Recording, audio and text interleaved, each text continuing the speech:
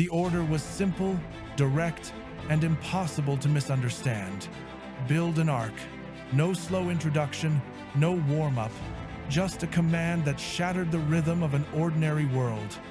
The moment God spoke those dimensions, 137 meters long, 23 meters wide, and 3 full levels, Noah understood this wasn't a suggestion, it was a blueprint from a mind beyond human architecture. A vessel the size of a modern cargo ship given to a man living centuries before sails, cranes, pulleys, or maritime engineering manuals even existed. The text records the measurements. The earth remembered the labor. Every cubit of that structure tells the story of a builder who worked not because he saw the storm, but because he trusted the one who warned him long before there was a cloud in the sky. But no ark, no matter how divinely inspired, can rise from the soil without first finding the right soil to stand on.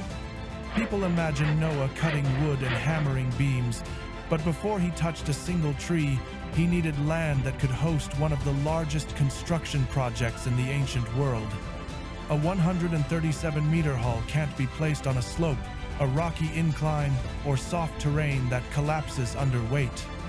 Noah needed a location with geological stability, access to timber, room to maneuver massive beams, and ground firm enough to withstand years, perhaps decades of pressure from stacked wood. So before anyone mocked him, before a single neighbor asked why he was measuring empty fields with a focused gaze, Noah walked the land like a surveyor armed with nothing but instinct, experience, and revelation. People overlook a critical detail. The pre-flood world functioned with a strange climate. Genesis describes a mist that rose from the ground and watered the whole earth. Moisture constantly rising from below means soil that never fully dries, mud forming in patches, and ground that subtly shifts under pressure. Noah wasn't simply choosing land, he was choosing a foundation that had to withstand weight unprecedented in human construction. Moisture weakens soil cohesion, so wherever Noah chose, he had to reshape it. That meant drainage, diverting water, cutting simple trenches that would guide the earth's own mist away from the worksite. This wasn't glamorous labor. This was sweating through hours of clearing stones the size of tree stumps, pulling out roots that clung to the earth like anchors, leveling small hills and filling shallow dips to create a platform strong enough to bear thousands of tons of lumber. It's easy to imagine people passing by during those early days, slowing their steps to stare. Clearing land that large with no known purpose made no sense to them. But Noah wasn't compelled by logic acceptable to the crowd. His compass pointed toward a world no one believed could end. He did not debate. He did not justify. He worked. Once the ground hardened and settled, a new mountain of labor rose before him: the wood. God specified cypress durable, resin-rich, rot-resistant timber. Ancient Near Eastern builders prized cypress for large-scale projects because its natural oils protected it against moisture, mold, and insects. But those very properties make it dense and heavy. These trees weren't decorative shrubs. They were towering giants with trunks thick enough to demand days of relentless axe strikes. Noah and his sons would strike, wedge, pry, and repeat until a trunk groaned under its own weight and collapsed with a thunder that rolled through the forest. Now multiply that by hundreds. Felling the trees was only step one. Moving them without wheels, ox teams, or metal tools was a test of engineering intuition. Humanity's earliest builders moved stones for temples and timber for palaces using one method: rollers. Smaller logs placed under larger ones, pushing ton-heavy trunks a few feet at a time.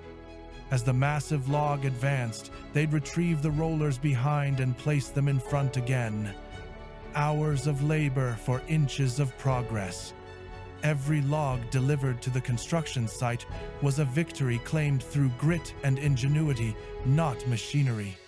With timber accumulating, Noah faced a structural challenge modern builders solve with steel factories: the keel, the backbone of any vessel.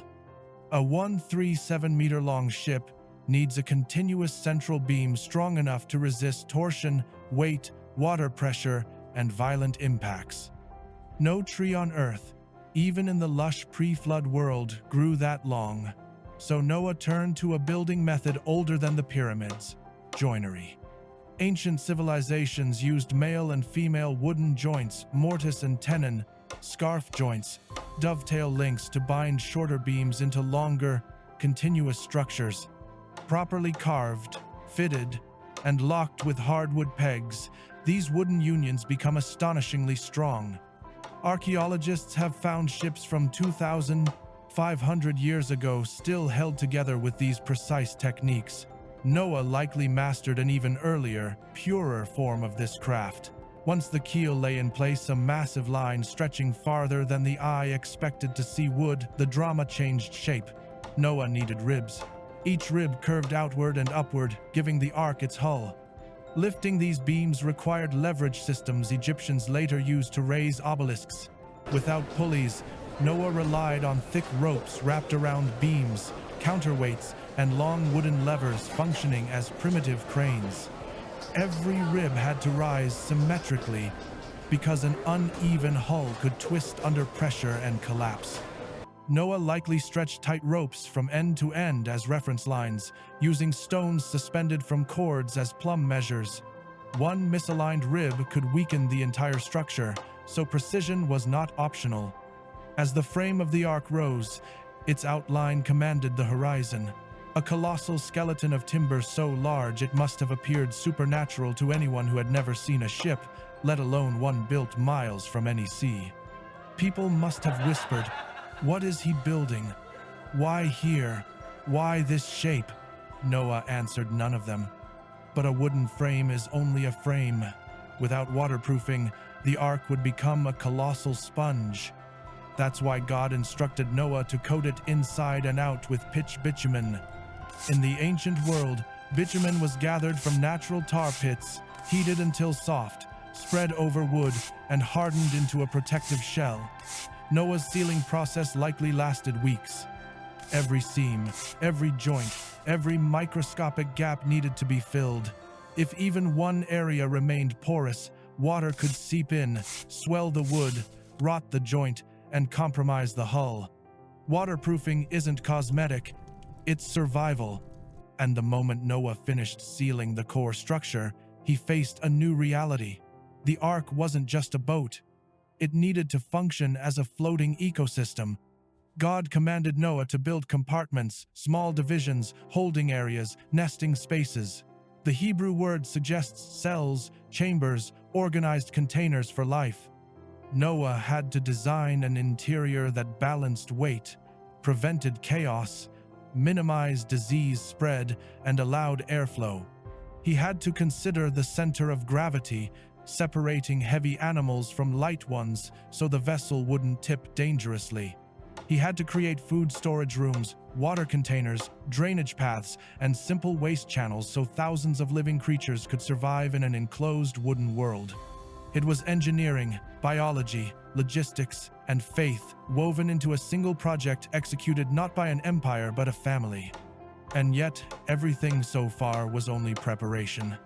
The real test, the moment that would define their future, still waited beyond the horizon.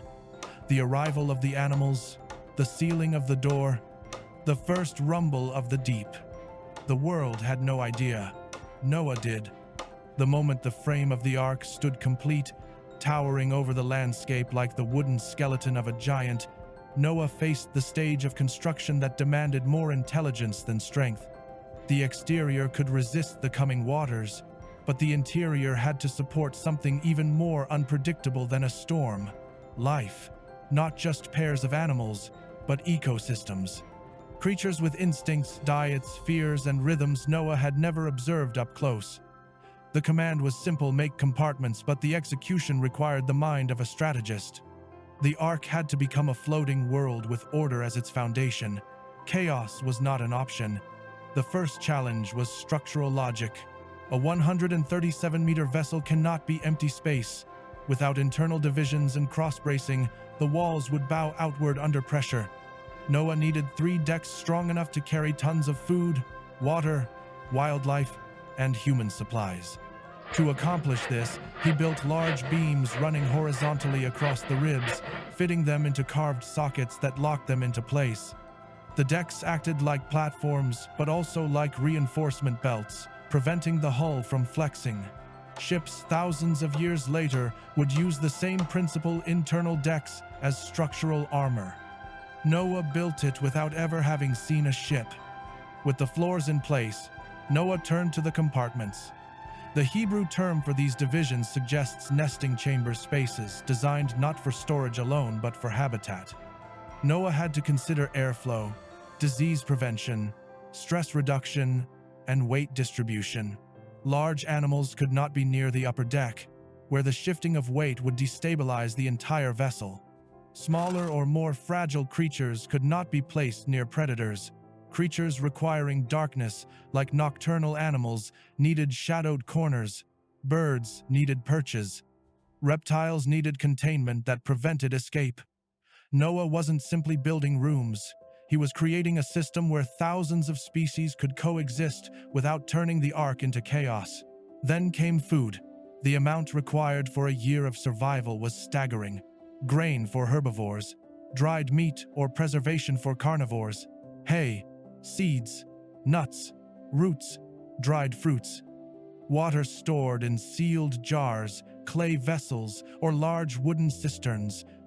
Noah would have needed entire chambers dedicated to provisions, organized with the same care as a merchant preparing for a year-long caravan. He could not afford spoilage. Moisture was the enemy. Mold was the enemy. Rodents were the enemy. So these storage rooms had to be elevated slightly above the deck, with small drainage grooves carved so any condensation would flow away rather than pool beneath the containers. Ventilation was another engineering feat. The Bible mentions a single opening, a window a cubit high running beneath the roofline. But a vessel this size, packed with animals, needed airflow that prevented toxic buildup. Noah likely incorporated internal channels, open walkways beneath the roof, vents angled to block rain but catch wind. These were not luxury features, they were survival mechanisms. Without proper ventilation, the Ark would become a suffocating chamber long before the waters receded. And still, another question remained: waste. Thousands of creatures produce waste every day. Noah needed sloped flooring in specific sections, with channels that guided liquid downward into areas where it could be collected or swept out. Ancient builders understood primitive sanitation. Early Mesopotamian cities had drainage systems thousands of years ago. Noah lived long before those civilizations, yet he built according to divine insight. Waste management was not an afterthought. It was part of survival. Even with all these complexities, there was one more structural element that surpassed them all in difficulty: the door. A single door placed in the side of the Ark large enough to allow elephants, cattle, lions, and heavy supplies to pass through, but also strong enough to resist the pressure of rising waters. A door that large created vulnerability. Noah had to construct a frame reinforced with diagonal braces, beams thicker than anything used elsewhere in the Ark, and a pivoting mechanism heavy enough to hold the mass of the door upright. There were no iron hinges, no metal bolts, only wood, rope, and bitumen. The door was not merely an entrance, it was the last line of defense against the flood. When the structure reached completion, Noah walked through every corridor, every chamber, every platform. He listened to the creaks of the wood as it settled. He tapped beams to hear if they rang solid or hollow. He inspected joints, seams, and the layers of pitch that sealed the interior. A builder knows when something is right. And Noah had spent years shaping these beams with his own hands. The Ark didn't just stand. It breathed. It waited. Then something happened that Noah could not build, could not calculate, and could not control. The animals began to arrive. Not because Noah hunted them, not because he lured them. not because he captured them. The scripture says they came to him. At first one pair, then another. Slow movements from the forest, as though creation itself responded to God's unseen call. Birds circling overhead, then landing calmly near the entrance, as if they had rehearsed this moment for centuries. Deer walking side by side with wolves who ignored them. Bears that did not threaten. Reptiles that moved with purpose. Insects gathering in clusters. Creatures that Noah's neighbors may have never seen, suddenly appearing in pairs, as though guided by invisible threads pulling them toward destiny. Imagine the reaction of the people who mocked him, watching predators and prey walk together without violence, watching patterns that defied instinct, watching the impossible unfold in front of them. This was not Noah's influence. This was divine choreography, a miracle woven into instinct. Slowly, each species entered the ark. Noah guided them into their compartments, matching sizes, temperaments, dietary needs, and weight distribution. The ark filled not with chaos but with order that only God could orchestrate. When the last animal stepped into its place, Noah and his family entered. 8 people, the only 8 who believed. Then, the moment came that no builder could prepare for. The door, massive, heavy, reinforced, moved. Not because Noah closed it. The Bible is explicit. God shut the door. The sound of that closing must have echoed like thunder inside the ark. Wood striking wood, locks sealing, a boundary drawn forever between those inside and those left outside. With the door sealed, an unnatural stillness fell over the ark. Outside, the world continued as it always had. Inside, everything was ready, compartments filled, food stored, structure sealed, animals calm. Noah had built the most ambitious structure in ancient history. Now he stood inside it, waiting for something no human being had ever witnessed. The first tremors began not from the sky, but from beneath their feet. The deep was starting to break. The first vibration was subtle, almost like the deep groan of the earth stretching after centuries of silence. Noah paused, hand resting on a beam, listening. The animals sensed it before the humans did, heads lifting, ears twitching, hooves shifting. Something beneath the foundation of the world itself had begun to stir. This wasn't thunder. This wasn't rain. This was the crust of the earth splitting open under pressure that had been building since creation. When the Bible says the fountains of the great deep burst forth, it isn't poetic language. It describes subterranean reservoirs, massive chambers of pressurized water erupting upward with catastrophic force. Water didn't simply rise, it exploded. The ark shuddered. Dust drifted from the beams. Somewhere in the lower deck, a cow bellowed in confusion. Noah steadied himself as another tremor rolled beneath them, stronger this time. Outside, people who had mocked him for years now felt the same shock under their feet. They had no context for this, no explanation, no warning signs in their worldview. The earth had never behaved like this before. What they saw as stable had shifted into something violent, unpredictable, deadly. Then came the sound, a deep, rumbling roar from underground like the cracking of mountains from within. Water shot upward through fissures that tore open the land. Springs became geysers. Valleys became torrents. Rivers reversed their flow as massive volumes of water surged upward, flooding everything in sight. The familiar world became foreign in minutes. Still, the sky remained silent. Inside the ark, Noah's family held on as the ground shook again. This time, the animals cried out in waves, brays, roars, chirps, and growls, blending into a rising chorus of unease. The structure held firm. The keel absorbed the tremors. The pitch-sealed seams stayed tight. Every moment of craftsmanship mattered now. Every cut, every joint, every beam fitted with patience and precision was being tested by forces no builder had ever prepared for. Finally, the second phase began. The world above answered the world below. A drop. Just one. Then another. Then thousands. The first rain in human history broke open the heavens. But it wasn't a soft drizzle.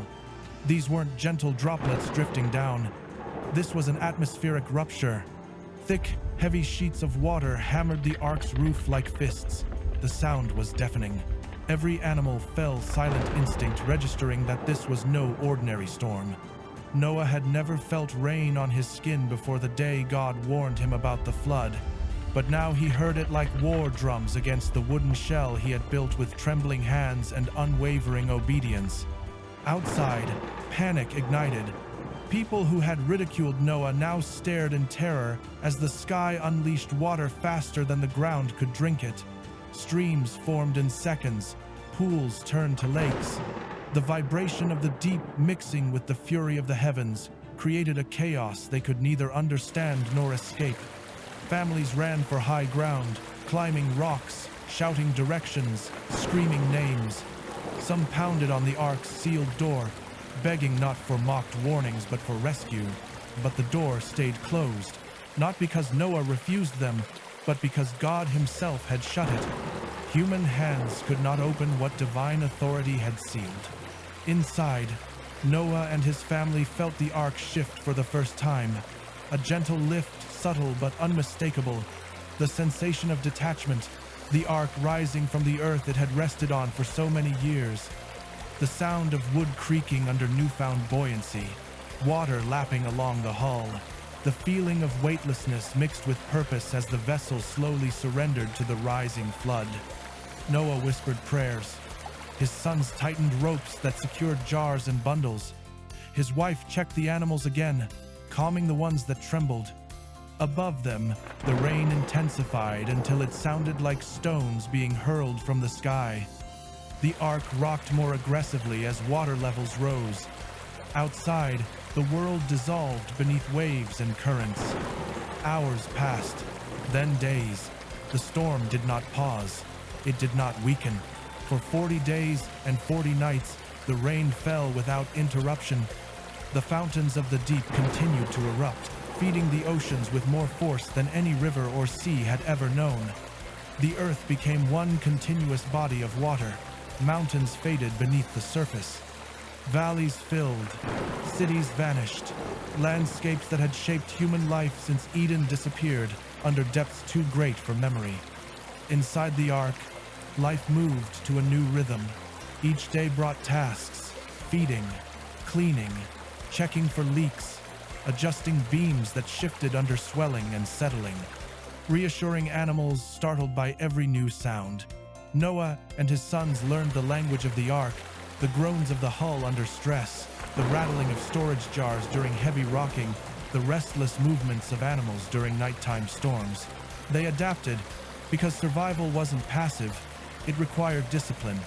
The ark wasn't a luxury vessel, it was a lifeboat that demanded daily maintenance. After 40 days, the rain softened until finally, one day, it stopped. The silence outside must have been overwhelming. No hammering rain, no cracking mountains, no screaming voices. Only wind and the endless sound of water shifting across the earth.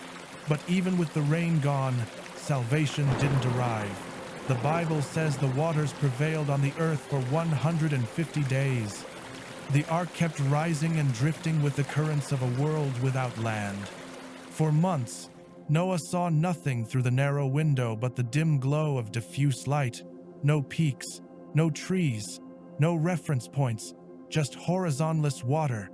It was a strange existence, alive but untethered, safe but confined, hopeful but suspended in waiting. Yet the ark held. Every joint stayed sealed. Every deck stayed secure. The structure built by faith survived forces that would have shattered empires. Then, in one of the most profound sentences in Scripture, the narrative shifts. It says, "And God remembered Noah." Not that God had forgotten, but that God chose this moment in the timeline of mercy to act. A wind began to blow across the surface of the earth. Winds that carved waves, dried moisture, and guided the ark toward the mountains that would one day anchor its rest. Slowly, so slowly, the family could hardly perceive it, the water began to recede. Day after day, the currents changed, the waves softened, and the surface dropped. Until one morning, the Ark jolted slightly, not violently, but definitely. The hull scraped something solid beneath the water. After months of drifting, the Ark had finally touched land. Noah held his breath, listening. The wood groaned but held firm. The floor beneath his feet no longer swayed. The Ark had come to rest on the mountains of Ararat, though Noah couldn't yet see them. The world outside was still drowned, but the first sign of stability had arrived. Months of waiting remained before Noah could confirm the earth was ready. But for the first time since the Ark had lifted from the ground, the vessel was steady, anchored, planted on the hidden peak of a mountain waiting to emerge from the flood. The storm was over, but the world was still buried beneath the waters of judgment. The Ark rested, but the world remained silent beneath the weight of the waters. No shoreline appeared, no mountain peaks pierced through the fog. Noah stood near the single window, the narrow opening that had been his only glimpse of the outside world for months, watching nothing but the dull shimmer of a planet still submerged. Though the Ark no longer drifted, the air carried a stillness unlike anything he had known, a silence so complete it pressed on his chest. This was the aftermath of judgment, a world washed clean, but not yet reborn. Inside, life continued. The animals adapted to the rhythm of confinement. Some slept more than usual, others paced in predictable patterns. Noah's family had memorized every sound in the Ark: the thud of a hoof against wood, the low murmur of a cow settling down, the rustle of straw as birds preened their wings. Survival had become routine, but not simple. Water had to be rationed, feed had to be managed carefully, beams needed to be checked for signs of swelling or strain. Pitch had to be reapplied in places where months of moisture had softened the surface. Even in rest, the Ark demanded vigilance. Noah marked time not by calendars but by the feel of the air. At first, the humidity inside the Ark remained heavy, clinging to skin and wood alike. But as the wind God sent continued to sweep across the earth, the atmosphere began to dry little by little. The boards of the Ark felt different beneath Noah's hands, warmer, less swollen. The air carried a faint crispness that hadn't been there before. Something was changing. On the 150th day after the waters first rose, Noah sensed it was time to take the next step. The Ark had stopped moving for some time now, but he needed confirmation not only for his family's sake, but for the thousands of living creatures depending on his discernment. So he removed part of the covering of the Ark, lifting it enough to finally see beyond the tiny window slit. The sight was both astonishing and sobering. Mountains dark, jagged ridges pushed through the water like the bones of a world slowly surfacing. No greenery, no valleys, no plains. Just the raw peaks of Ararat emerging from a planet that had been stripped to its foundations. Noah inhaled deeply. Cold air filled his lungs. It smelled clean, emptier than anything he had ever breathed. Not a hint of dust, not a trace of soil. Only the scent of new atmosphere forming over a ruined earth. The Ark had indeed come to rest on the mountains of Ararat, but the world below still drowned under the lingering waters. Patience, he understood, was still required. Weeks passed. The water continued to withdraw, but to the naked eye, the change felt slow. Noah needed a way to measure the Earth's recovery, something beyond sight alone. So he chose a messenger that could travel where he could not. First, he released a raven. Its dark wings cut through the open sky, a symbol of resilience and survival. It flew back and forth over the water, unable to find a place to rest. Ravens can survive on carrion, and in a world of submerged remains, it had no need to return. Its absence told Noah little, but it confirmed something important. The world was changing, but it was not ready. So, Noah waited 7 more days and released a dove. A dove, unlike a raven, cannot settle on dead things. It searches for life, dry branches, leaves, seeds, homes. The dove circled the ark, gliding over endless waters, searching for a perch. Nothing. When it returned, wings weary, Noah felt the weight of truth. The earth was still submerged, not yet suitable for life. He waited again. 7 days, the rhythm of hope measured in weeks.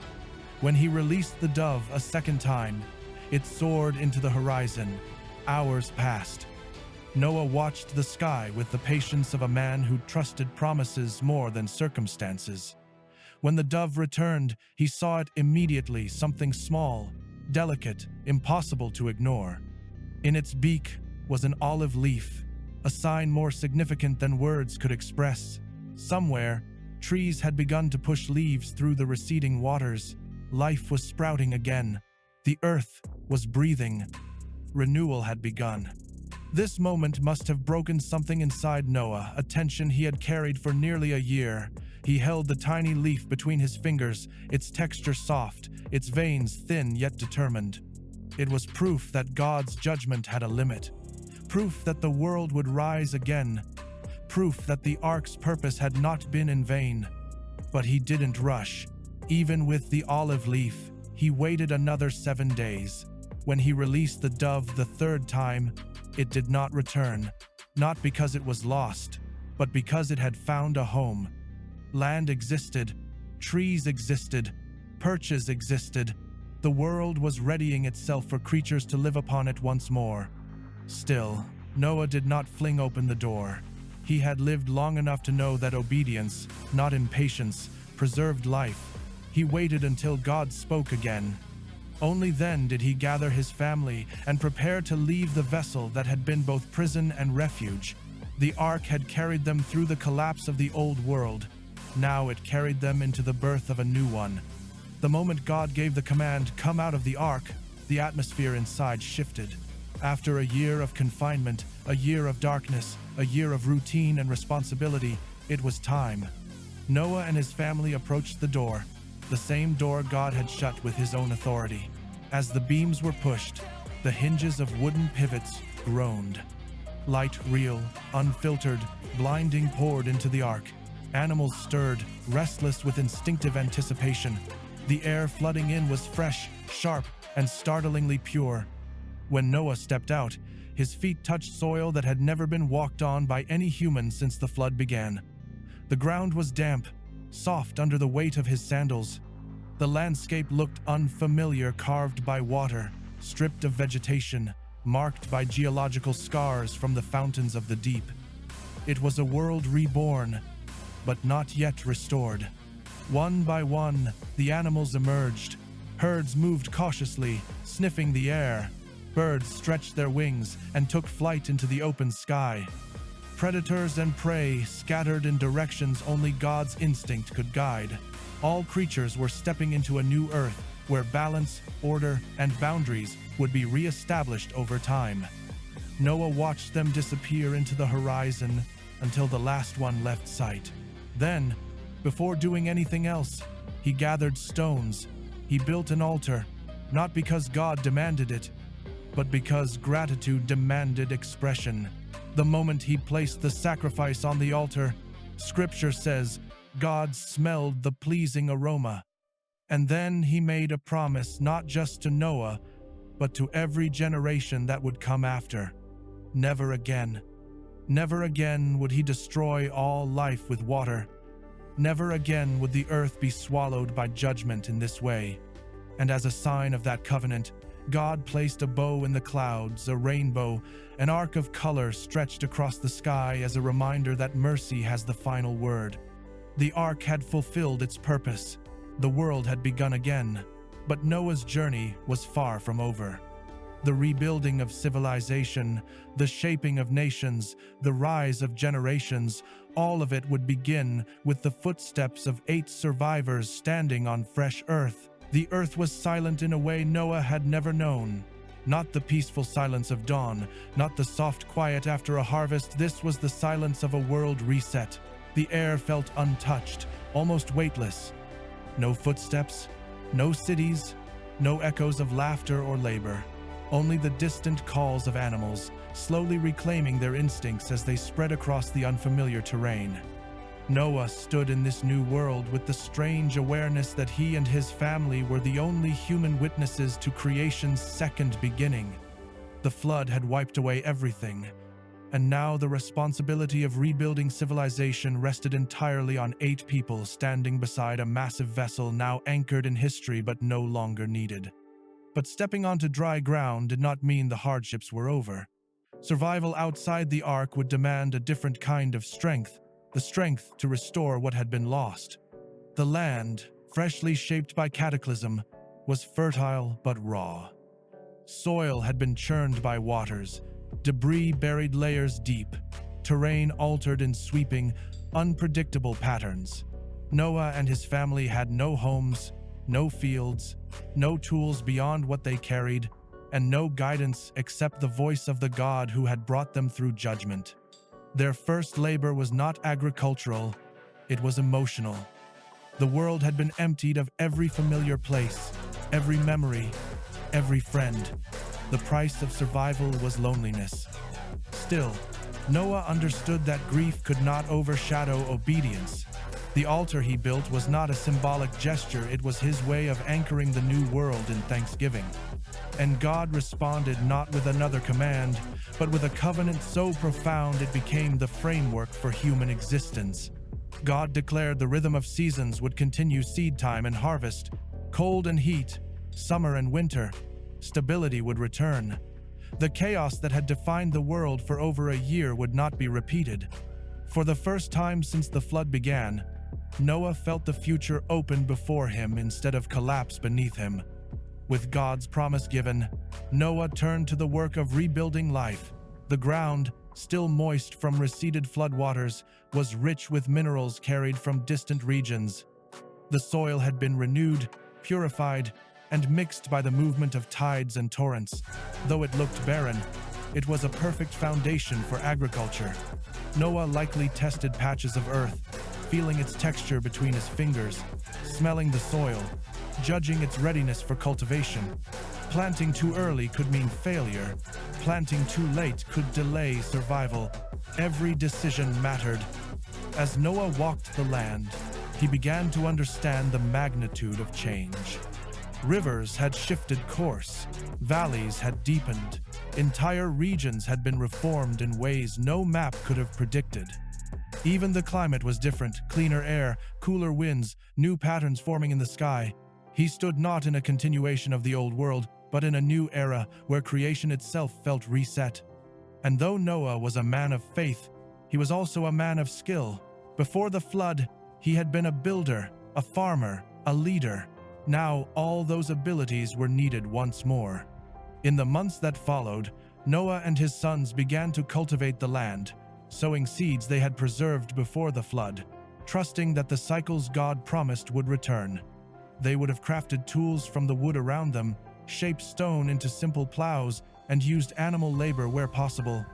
The world began to take shape in their hands: small plots, simple shelters, pathways forming between growing fields. But the most significant work was not physical, it was genealogical. Noah's sons would become the fathers of nations.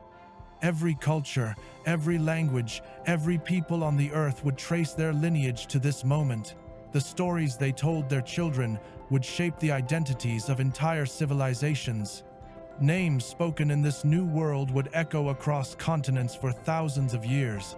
The future of humanity was not scattered among millions anymore. It was concentrated within a single family. Yet even as they built, a shadow lingered. Noah could not ignore the memory of judgment. He had seen what sin could do to a world unchecked. He had witnessed the consequences of a society that rejected truth until nothing remained but violence and corruption. The rainbow in the clouds was a promise that waters would never again wipe out all life, but it was not a promise that humanity would never again fall into darkness. The covenant assured stability, not perfection. And Noah knew the human heart had not been flooded clean. Sin had boarded the ark in the mind of every person who survived. As life stabilized and crops grew, Noah cultivated a vineyard, a sign not of mere survival but of settlement. Vineyards take time, patience, seasons of tending and waiting. Planting a vineyard meant Noah believed in the future that God promised, but it also revealed how deeply the world had changed. Because it was in this vineyard, after tasting the wine produced from his own labor, that Noah became drunk. This moment, seemingly small compared to the grandeur of the flood narrative, carried weight. It showed that even the man chosen to survive judgment was still human, still vulnerable, still capable of error. This incident with Noah's sons exposed something deeper: the seeds of human frailty that would later blossom into nations. Ham's careless response to his father's vulnerability contrasted sharply with Shem and Japheth's respect. In this simple moment, the moral trajectories of future civilizations quietly diverged. The same way small cracks in a foundation can determine the strength of a structure, small choices now would shape the destiny of entire peoples. As Noah recovered from that moment, he blessed his sons and spoke words that would echo through history, prophetic declarations that outlined the future roles of their descendants. These words were not casual. They became the early map of human civilization. Through Shem, the line of the Messiah would come. Through Japheth, expansion and influence would spread across continents. Through Ham, conflict and hardship would manifest among nations rising from his lineage. Noah was not predicting these outcomes. He was diagnosing the inclinations already forming in the hearts of his sons. The Ark, now resting silently on the mountains of Ararat, stood behind them as a monument to both judgment and mercy. Its massive form, weathered by wind and sun, reminded them of a God who rescues and a world that can crumble under its own corruption. It reminded them that salvation required obedience long before it required survival, and though it would eventually fade into legend, for Noah and his family, it was a memory carved into their bones. Every beam spoke of God's patience. Every plank spoke of warning. Every seam sealed with pitch spoke of preservation. In the years that followed, Noah watched his sons raise families, build settlements, and spread across the land. Children were born who had never known the old world, never heard its noises, never walked its cities. They grew up hearing stories of what came before the violence, the disobedience, the flood, the ark. And as generations multiplied, those stories traveled farther and farther, becoming the narratives through which cultures understood their origins.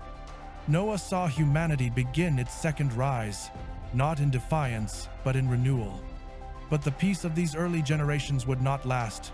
Growth would bring ambition, ambition would bring pride, and pride would once again lead humanity toward rebellion, toward a tower built in the plains of Shinar, where men would try to challenge the very order God had set. Noah would not live to see the full consequences of humanity's rising arrogance, but he understood the pattern well enough to know that peace was fragile. For now, though, he breathed in the quiet of a world rebuilt. His role was complete. The ark had carried life through destruction. His obedience had preserved a future. And the covenant in the sky reminded him that even when humanity falters, God's promises hold the world together. As the years unfolded, the world Noah stepped into transformed from barren silence into a landscape pulsing with life. Fields that once lay raw and scarred now bloomed with crops. Forests stretched along the foothills of Ararat, reclaiming the soil that had slept beneath the floodwaters. Rivers carved fresh paths across valleys newly formed. The earth, reborn from judgment, grew into the canvas of human history, and Noah, now an old man, watched the growth of generations with a mixture of hope and sober memory. Children ran across ground he once stepped upon in trembling reverence.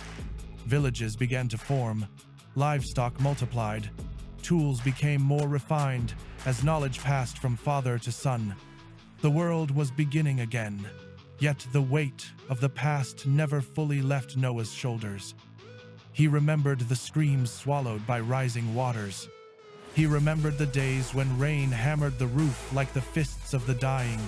He remembered drifting above drowned mountains while the ark creaked beneath the burden of survival. The new world was vibrant, but Noah lived with the awareness that the human heart had not changed nearly as much as the landscape had. Still, he spoke of God's covenant to every child who would listen. He told them of the bow set in the clouds, the promise stitched across the sky like a signature of mercy, reminding heaven and earth that judgment by water would never again wipe humanity from existence. And every time the rainbow appeared after a storm, the children stared in wonder while Noah gazed with quiet understanding. To them, it was beauty. To him, it was rescue. As decades passed, Noah witnessed humanity spread outward from their settlement. Families relocated to new valleys, following rivers and fresh soil. They built homes of stone and wood, developed early trade routes, and cultivated animals with skill their ancestors never possessed. The world was reorganizing itself, not through divine judgment now, but through human ambition. With each new generation, the memory of the flood became less immediate. Still spoken of, still believed, but gradually drifting toward the realm of distant history. For Noah, the flood was yesterday. For his grandchildren, it was a story. And for the great-grandchildren born many years later, it was an ancient warning carried in reverent whispers. Noah understood this shift. He had lived long enough to see the patterns of the human heart unfold again. Innocence gives way to curiosity, curiosity to pride, pride to defiance. The sons of his sons began to imagine a world shaped by their own hands rather than by the God who saved them. They saw the stability of seasons, the reliability of harvests, the strength of their growing numbers, and began to forget that all of it was upheld by a covenant, not by their own greatness. Noah's warnings were honored, but not always heard. Still, he never stopped teaching. He sat beside fires and recounted the moment God ordered him to build the ark. He told them of the dimensions spoken directly by heaven.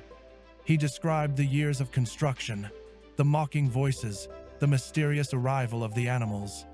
He recited how the door had been shut by God's own hand, how the ark lifted from the earth for the first time, how judgment fell like a shroud over everything they once knew. He spoke of the raven, the dove, the leaf, and the first breath of air after the ark came to rest. These stories were not simply memories, they were foundations for the future. Noah was not building with wood anymore, he was building with words. But time is relentless, even with the righteous. Noah aged, his strength fading, his long beard turning white, his once steady hands trembling as he held tools he no longer needed. His sons took over the heavy labor. Their sons continued it. Noah shifted from builder to elder, from laborer to storyteller, carrying the history of a world that no longer existed. One evening, after a day spent watching his grandchildren gather stones for a new home, Noah stepped outside to breathe in the cooling air. The sky stretched in a deep gradient of gold and blue. A thin arc, faint but unmistakable, began forming across the horizon as sunlight passed through lingering mist. A rainbow, delicate yet unbroken. Noah watched it curve over the mountains, the same mountains where the ark had once rested.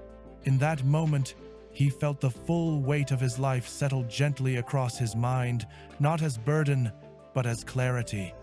He remembered standing on untouched earth after opening the ark's door for the first time. He remembered the gratitude that compelled him to build an altar. He remembered the solemn voice that declared, "Never again." And he realized that the rainbow was not just a sign of God's promise, it was a sign that his mission had been completed. He had obeyed in a world full of disbelief. He had endured when everyone else chose corruption. He had preserved life so humanity could rise again. His story had been written not in ease, but in endurance. The scriptures tell us Noah lived 950 years, and that after the flood he lived another 350. Across those centuries, he watched humanity transform from one family into the roots of every nation. He saw the beginning of languages forming, the shaping of early laws, the birth of music, craftsmanship, and culture. He saw good men rise, and he saw pride return. But he never forgot that the world existed only because God had chosen mercy. When Noah finally passed from this world, he left behind not only sons and descendants, but the legacy of the ark, a structure long since abandoned, weathered by time, perhaps consumed by the elements, but never forgotten. The ark became memory, then tradition, then a story shared across continents and civilizations. Even those who did not worship Noah's God still spoke of a great flood, of a vessel that saved life, of a righteous man chosen to preserve the world. His obedience shaped the collective memory of humanity, but the true legacy of Noah's Ark was not the wood or the pitch or the engineering marvel that carried life across the deepest waters ever known. The real legacy was faith, faith that builds when the world mocks, faith that obeys when there is no evidence, faith that prepares for storms not yet visible, faith that understands salvation is often constructed long before judgment arrives. And so the story of the Ark stands not only as history, but as revelation. It tells us that God warns before he judges, that he preserves even when the world corrupts itself, that he chooses ordinary people for extraordinary tasks, that obedience saves more lives than talent ever could, and that every generation must choose whether to repeat the mistakes of the past or learn from them. Noah's world ended in water, but ours continues in grace. His vessel carried a remnant through destruction so humanity could rise from the ruins. And today, his story is a reminder that though storms come and foundations shake, there is always a path of salvation for those who listen, prepare, and trust. The ark may be gone, but the covenant remains. Every rainbow is a whisper across the sky, saying the same promise spoken thousands of years ago. God rescues, God restores, God remembers.